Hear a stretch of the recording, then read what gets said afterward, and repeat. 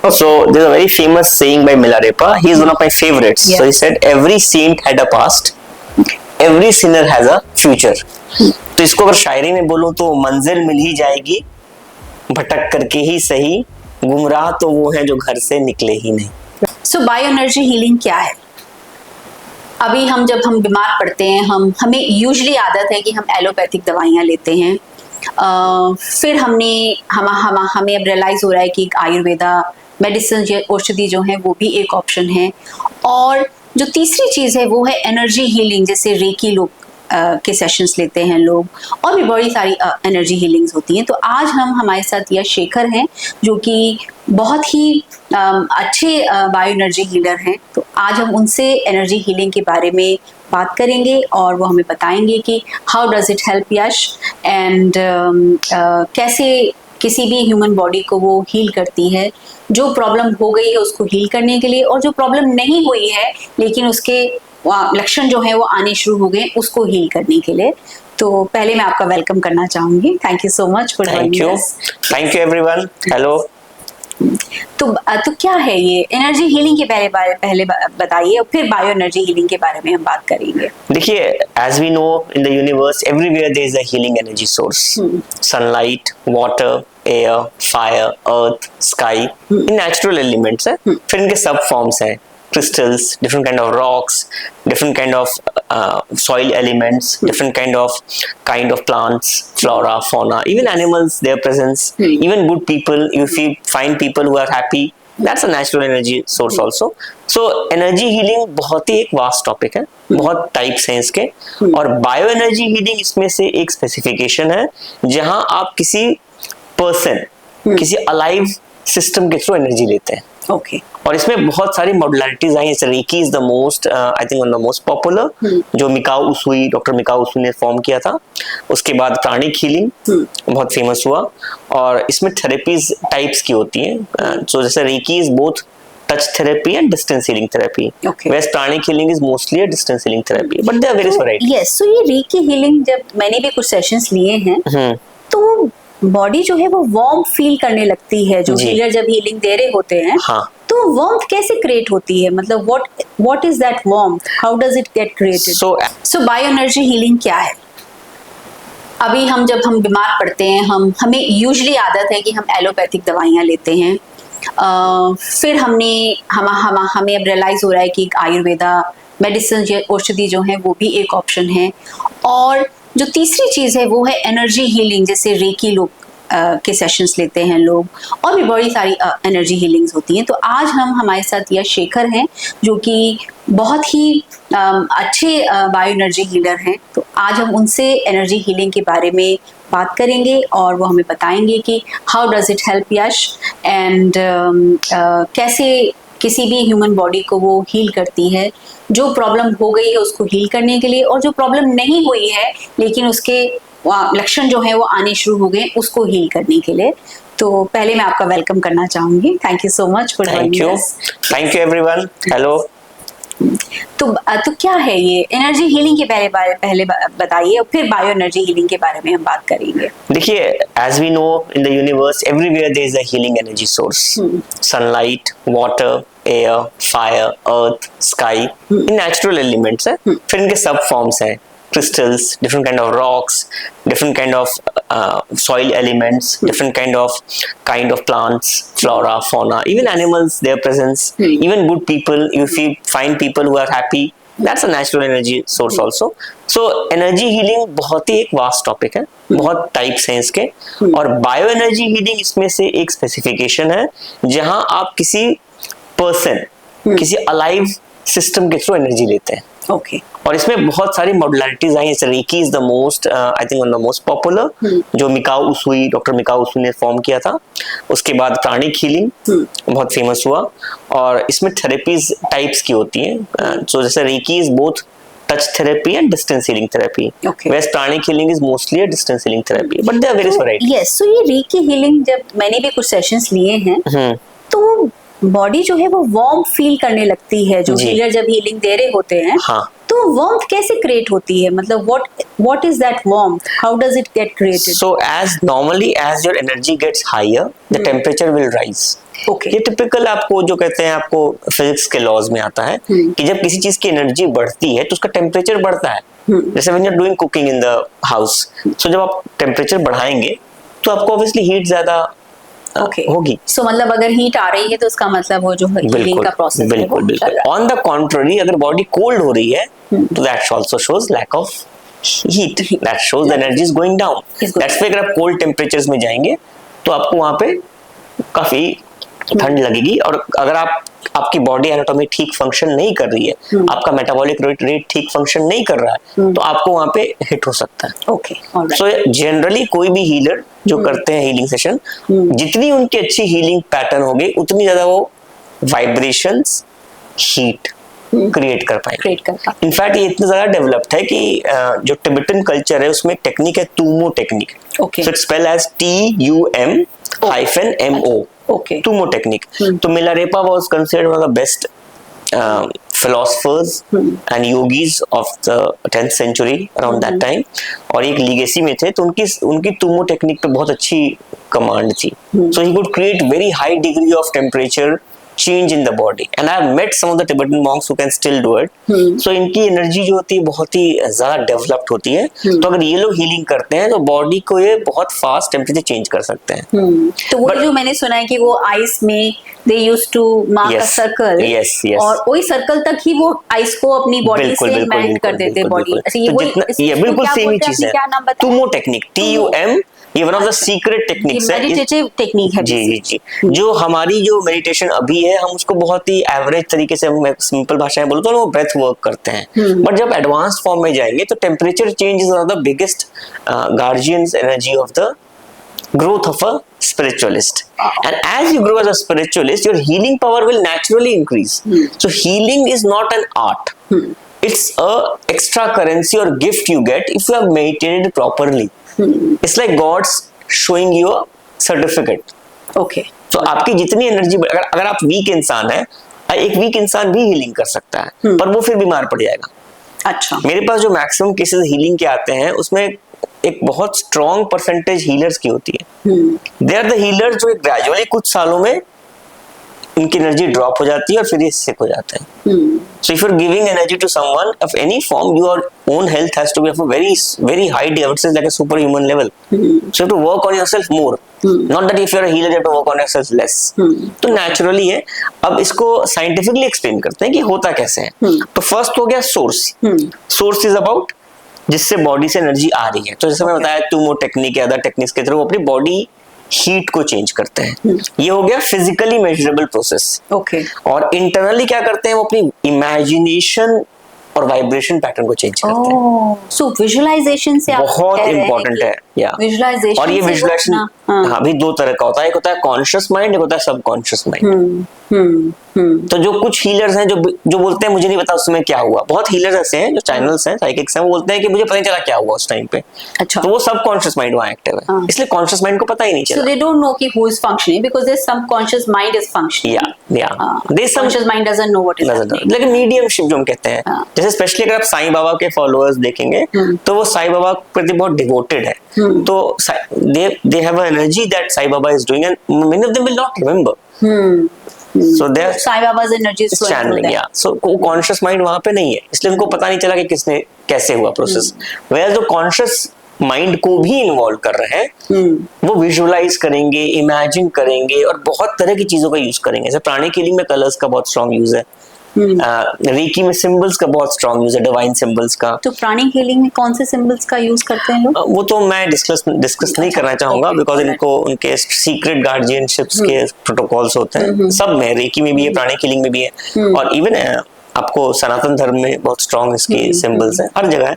लेकिन साइंटिफिकली हो क्या रहा है समझना पड़ेगा कि सोर्स जो है अपनी खुद की क्षमता से या किसी सबकॉन्शियस माइंड की क्षमता से या अपने या किसी और के सबकॉन्शियस माइंड की क्षमता से एनर्जी क्रिएट कर रहा है, जिसके कारण आपको टेम्परेचर चेंज होगा. ओके. फर्स्ट ये हो गया source side. Now let's go on the patient side और the receptor side.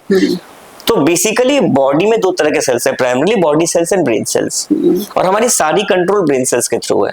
Brain cells की इंपॉर्टेंस इतनी ज्यादा है कि डेड बॉडी में 0 ब्रेन सेल्स होते हैं। अच्छा। हाँ, अगर ब्रेन सेल्स नहीं है तो इंसान जिंदा नहीं हो सकता। तो आप सोच लो, इसलिए कोई भी दवा एक डेड बॉडी पे काम नहीं करती, बिकॉज ब्रेन सेल्स ही नहीं। ब्रेन सेल्स नहीं। तो जब तक ब्रेन सेल्स है तब तक ही फंक्शनैलिटी है। इवन रिसीव करना एनर्जी भी ब्रेन सेल्स का ही काम। अच्छा। तो आप रिसीविंग में भी ब्रेन सेल्स को ही यूज करेंगे। आप कुछ भी करेंगे ब्रेन सेल्स ही इन्वॉल्व होगा। बॉडी सेल्स बिना ब्रेन सेल्स के फंक्शनल नहीं हो सकते। नहीं हो सकते। और ब्रेन सेल्स के भी बहुत टाइप्स हैं, तो उस पर हम नहीं जाते हैं, बट प्राइमरी ब्रेन सेल्स है।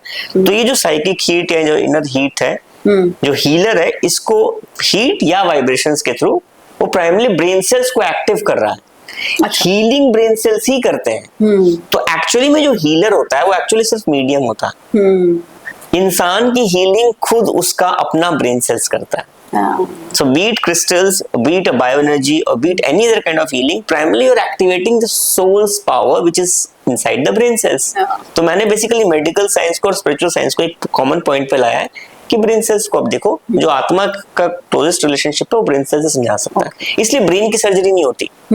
अब देखो हार्ट ट्रांसप्लांट है, आप कोई ब्रेन ट्रांसप्लांट नहीं सुनोगे, क्योंकि बहुत ही सटल लेवल पे होता है।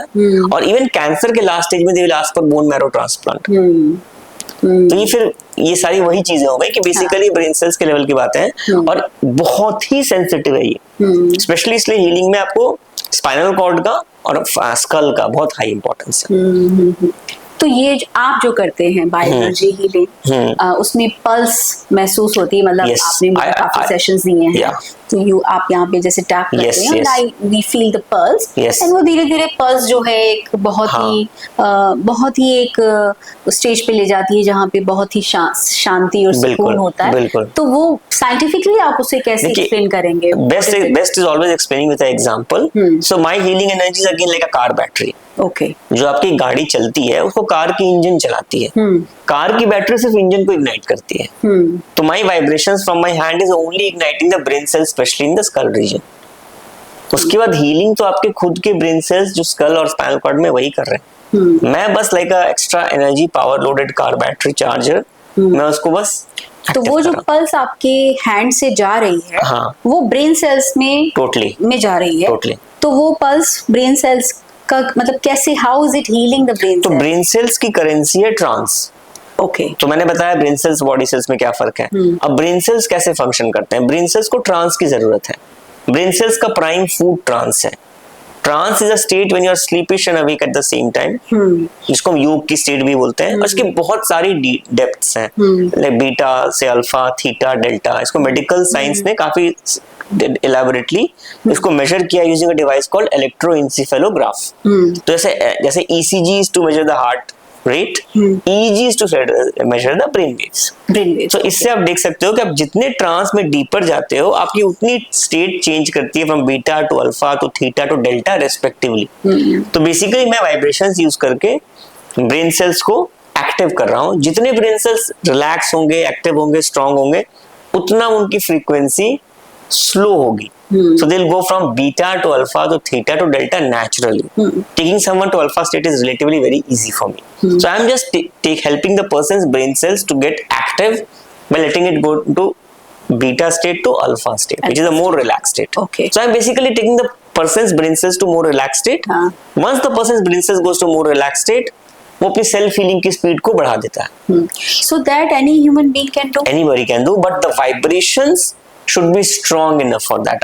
एक हीलर की सारी ट्रेनिंग पहले तो पावर क्रिएट करने में, जो मैंने बताया 2 मोर टिबिस टेक्निक्स, और उसके उस पावर को मीडियम शेप के फ्लो कराने में, तो उसमें आपकी बहुत स्ट्रेंथ चाहिए कि आपकी एनर्जी इतनी ज्यादा हो, बिल्कुल जैसे कि पानी फ्लो करता है। Any fluid flows from higher potential to lower potential. तो जितनी ज्यादा आपके अंदर प्राण होगा, उसको हम लाइफ एनर्जी बोलते हैं, उतनी स्ट्रॉन्गर आपकी फ्लो होगी from higher to lower potential. और हम स्पेशली इसका मेंटल हेल्थ में काफी यूज देखते हैं, क्योंकि मेंटल हेल्थ के जो पेशेंट्स होते हैं वो आपको बहुत फास्ट अपने स्टेटमेंट्स चेंज करते हैं।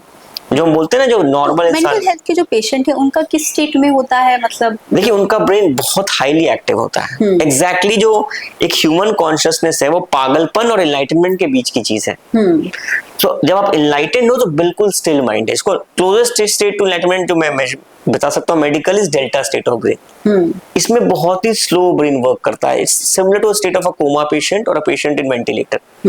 और जो फास्टेस्ट स्टेट है वो है आपको स्किज़ोफ्रेनिक पेशेंट्स, हाँ, मल्टीपोलर डिसऑर्डर, बाइपोलर डिसऑर्डर, इसमें ब्रेन बहुत फास्ट वर्क करता है। इनफैक्ट अगर आप कर्व देखोगे एक चार्ट पे तो बहुत अलग तरह का कर्व आपको आएगा। तो आप देखो इंसान जो है, जो ये बात ओशो ने भी बोली थी एक जगह कि पागलपन और समाधि के बीच की अवस्था ह्यूमैनिटी है, तो वो वाली चीज है, ये बहुत सही बात है। तो अगर आप जितने भी महान संतों को पढ़ोगे आप देखोगे सबने एक ही बात बोली है, नजरिया थोड़ा सा डिफरेंट है, इधर थोड़ा चेंज होता है, बट प्राइमली वो बात यही कर रहे हैं कि आपकी स्टेट, तो वाइब्रेशंस यूज करके या किसी और तरीके से belief system, like a way mother and child relationship, best example mother child relationship है। माँ कई बार फील कर लेती है मेरा बच्चा अच्छा नहीं फील कर रहा है, और इनफैक्ट जितने भी डिस्टर्ब लोग हैं आप उनकी हिस्ट्री निकालो, most of them will have a very disturbed relationship with their parents.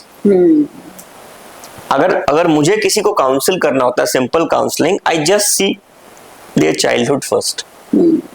उनके चाइल्डहुड का एक्सपीरियंस बता देंगे कि वो किस तरफ जाएगी बात।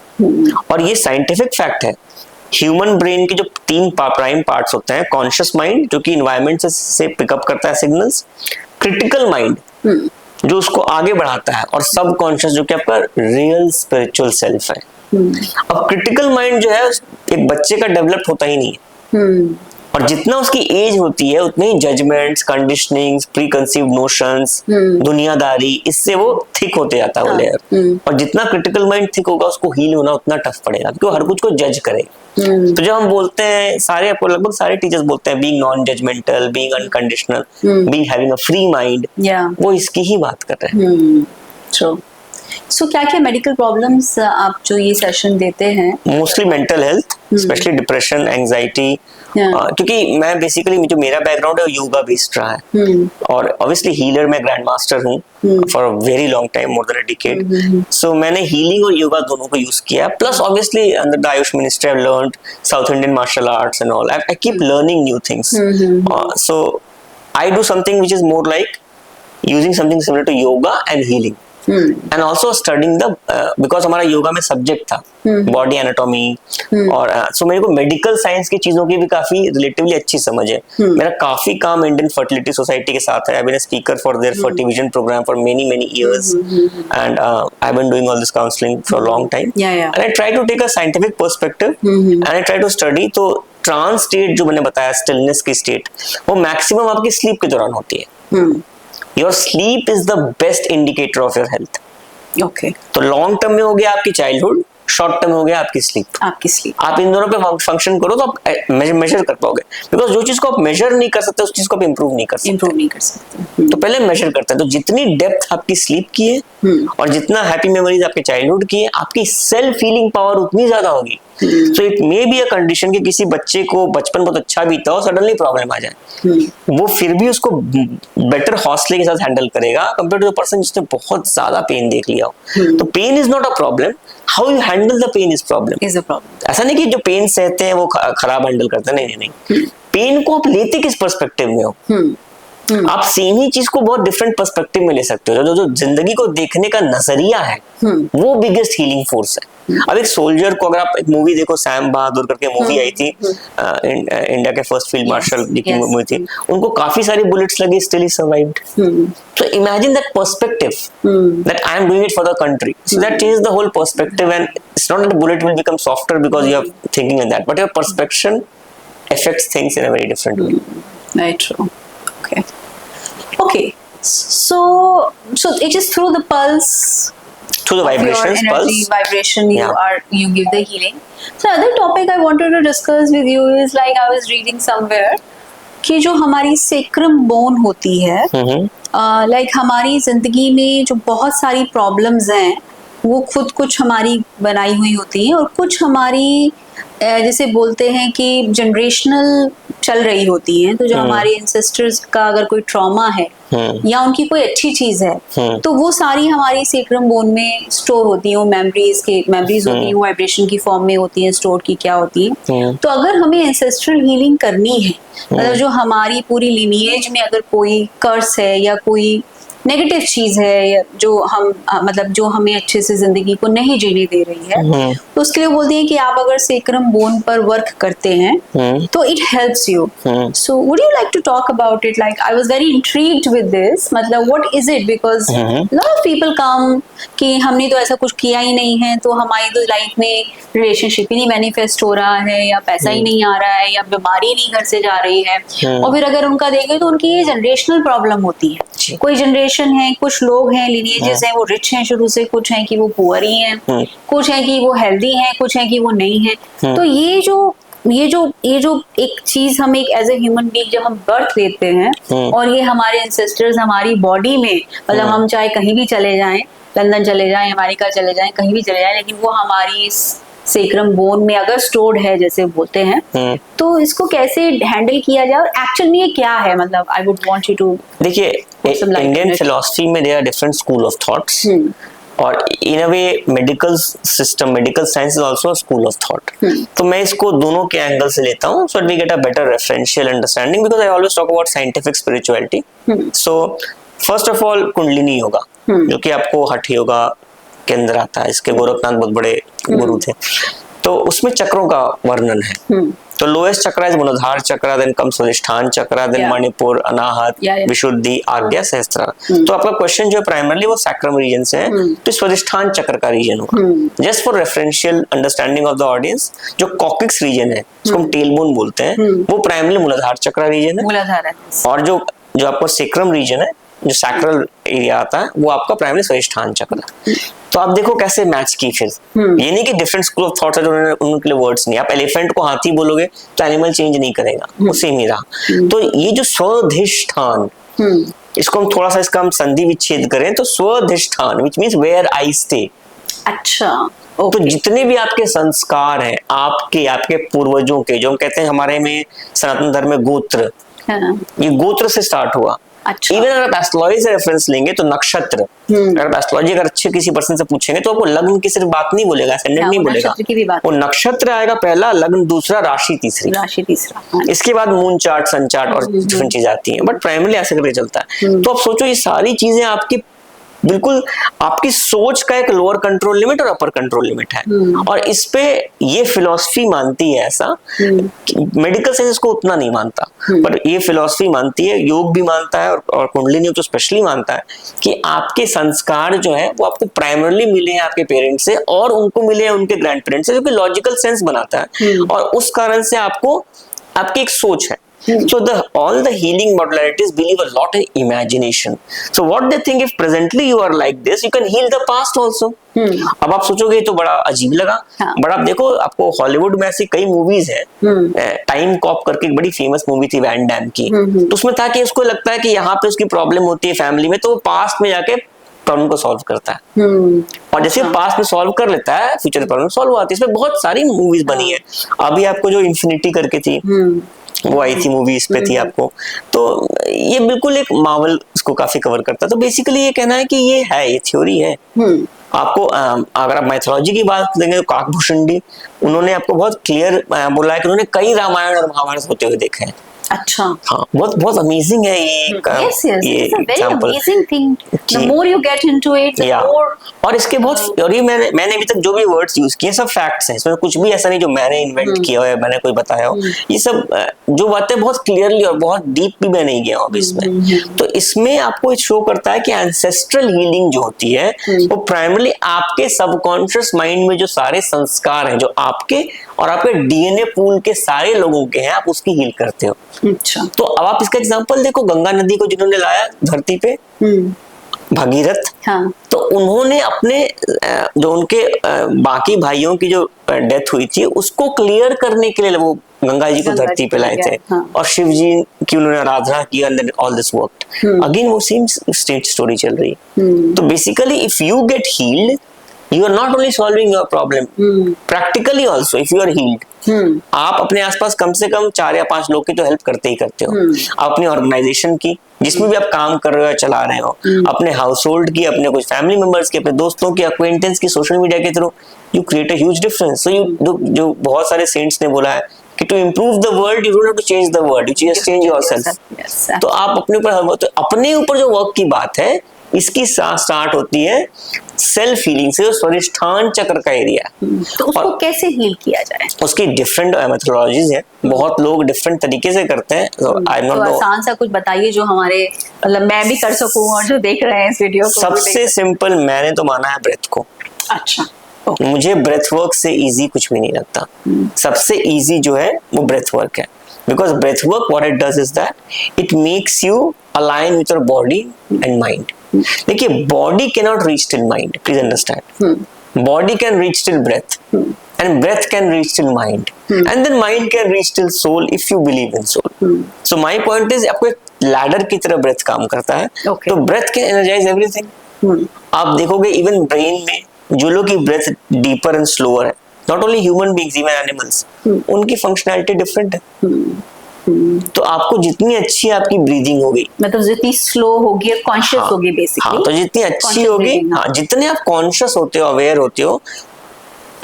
What does consciousness means actually? It means giving attention. Giving attention. तो आप जितना ज्यादा ब्रेथ को ध्यान दोगे, ब्रेथ पे फोकस करोगे, ब्रेथ अपने आप डीपर स्लोअर होगी। आपको ये ट्राई नहीं करना है कि ब्रेथ फोर्सफुली डीपर या स्लोअर हो जाए। आपको बस ब्रेथ पे ध्यान देना है और ब्रेथ अपने आप डीपर एंड स्लोअर हो जाएगी।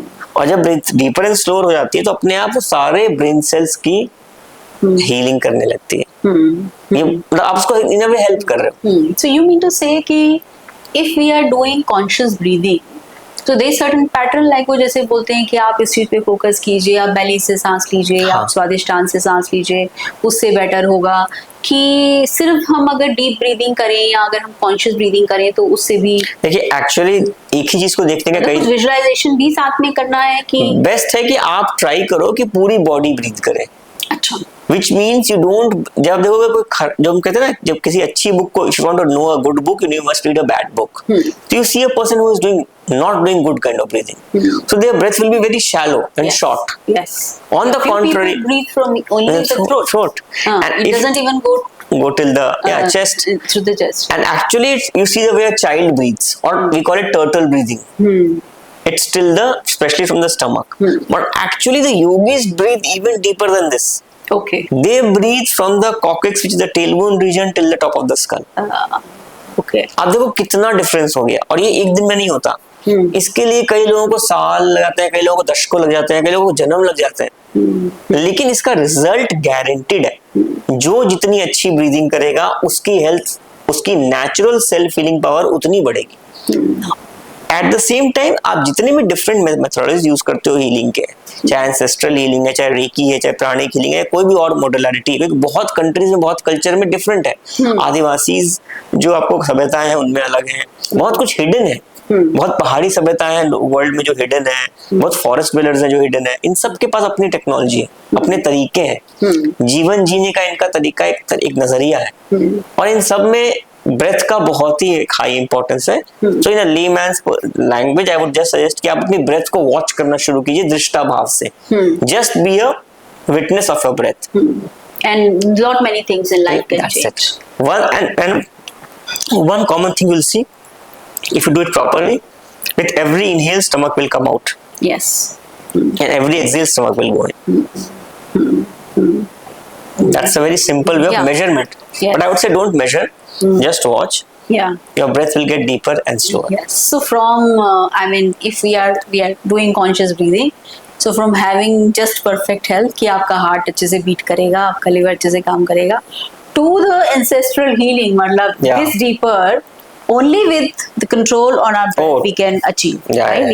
We can. I especially practice it. देखिए, मैं I'm walking the talk. मैंने जो लास्ट टाइम जो इंडिया का रिकॉर्ड ब्रेक किया था ब्रेथ होल्ड का, तो I held my breath for 4 minutes 14 seconds under water. अच्छा. तो and experts even better than what I'm trying to say is that. And I'm seeing the changes in you. You've lost so much of weight. You're looking so much younger. Like you're looking like a young boy. You should tell your exact actual age to people. So I'm 43 years 43, of age. Yeah. Yes. Biological age. Shine in your eyes. I think it's all because of the. Yeah. और इस best बात है, इसमें कोई आप ये मत सोचना कुछ भी पैसे का है। I don't put any makeup, nothing. अभी भी शूट के लिए मैंने कुछ भी नहीं, फेस वॉश किया नॉर्मल पानी से, एंड और that's it. I would just say your inner happiness, your inner stillness, your breath work. I am a big advocate of doing breath work. और इवन लॉ स्टूडेंट्स हो या different governmental लोग हो या even private में हो, मैं सबको बोलता हूँ कुछ टाइम निकाल के आप जरूर सांस पे ध्यान दीजिए, you will definitely get the benefit. Yes. Healing तो स्पेशलाइज्ड होगी। जैसे मैं तुमो की बात की, तुमो कोई नॉर्मल टेक्निक नहीं है। तुमो हर किसी के लिए करना पॉसिबल नहीं है, उसकी बहुत ही एडवांस ट्रेनिंग्स होती हैं। You need a guru for गुरु भी है और बहुत सीक्रेट है। ये जितने भी आपको जो बुद्धिज्म में डिफरेंट यान्स हैं, डिफरेंट इवन जो डिफरेंट सेक्ट्स हैं, इनके बहुत स्ट्रॉन्ग कोड ऑफ कंडक्ट्स हैं। लेकिन ये जो मैं ब्रेथ वर्क बता रहा हूँ, ये कोई भी कर सकता है इसमें, और ये बहुत साइंटिफिकली आपको प्रॉपर्ली इजी, और डॉक्टर्स भी आपको बता पाएंगे हाँ ये तो वर्क कर रहा है। So it's a journey we have to begin gradually. and it takes time. So with this conversation, what I can conclude is the journey to focus on your breath is the journey which you should not delay further if you want to live the life to the fullest which God has given you. So thank you so much, Yash, for sharing this with us today, and we will be inviting you once again to hear out more interesting things from you and the tips which you can give to us to live a better life. आपने इसको conclusion बोला, मैं उसको introduction बोलता हूँ। So there's a very famous saying by Milarepa. He is one of my favorites. So he said, every saint had a past, every sinner has a future. तो इसको अगर शायरी में बोलूं तो मंजिल मिल ही जाएगी, भटक करके ही सही, गुमराह तो वो हैं जो घर से निकले ही नहीं। Very good. Thank you so much.